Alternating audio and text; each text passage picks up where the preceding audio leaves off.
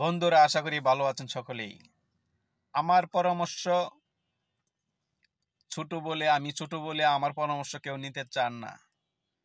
যার কারণে এই গাজীপুরের সাংবাদিক ভাই যে মারা গেল, আমি এর আগেও একটা ভিডিওতে বলছি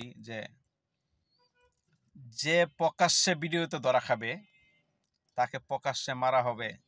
যে এলাকা সে তাকে মারছে তাকে ঠিক সেই এলাকা তাকে মারা হবে, অথবা বাইতুল মোকাররম মসজিদের সামনে প্রতি শুক্রবার নামাজের পরে তাকে সেভাবে মারা হবে। আমি এই কথার আগে একটা ভিডিওতে বলছি। তো এই পরামর্শটা যে পর্যন্ত কোনো ক্ষমতাশীল নেতা এই উদ্যোগ না নিবে, সেই পর্যন্ত এই দেশকে নিয়ন্ত্রণ করা সম্ভব না।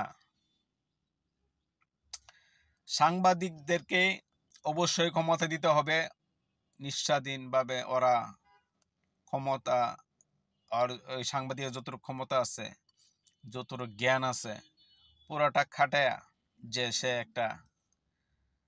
একটা প্রতিবেদন তৈরি করবে, সেটা হচ্ছে সত্যি ঘটনা, সেই সুযোগ তাকে দিতে হবে।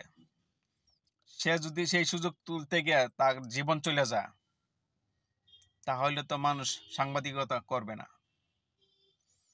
সেই জন্য বলছি, সাংবাদিককে যেভাবে মারলো তাদেরকে জেলখানা এক সন্ধ্যা খাওয়ানোর দরকার নাই। তাকে আবার ওই জায়গায় নিয়ে যান, নিয়ে সেরা ওকে ব্রাশ ফায়ার করে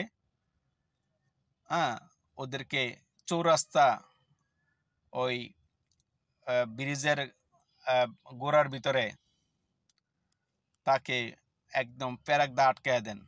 এরা যে কয়জন আছে আটকায়া সাংবাদিকদেরকে বলেন, যত সাংবাদিক আছে বাংলাদেশে সবাইকে বলেন, সবাইকে উন্মুক্ত করে দেন যে এখানে সকলে ছবি টবি তুলেন, আর প্রত্যেকের গলার ভিতরে এরকম ঝোলায় রাখবেন, আমি চিন্তাকারী, আমি মুখে খুন করছি, আমার এই দোষে আমাকে মারা হয়েছে। গলার ভিতরে সাইনবোর্ড ঝোলায় রাখেন, সাংবাদিকরা ছবি উঠাবে, পুরা দেশ ছড়ায় দিবে। এইভাবে যদি পদক্ষেপ না নেয় বাংলাদেশের যে কোনো নেতা, এই পর্যন্ত এদেরকে সামলানো সম্ভব না। আমার কথা হলো, বিএনপি হোক, জামাত হোক, বা অন্য কোনো দল হোক, জামাত এই দলে এইসবে যায় না। যদি অন্য কোনো দলেও থাকে, সে ওই দলের ক্ষমতা খাটাইতেছে, ওইগুলোও দেখার সময় নাই। বিচার কাউকে ছাড়া দেওয়া যাবে না।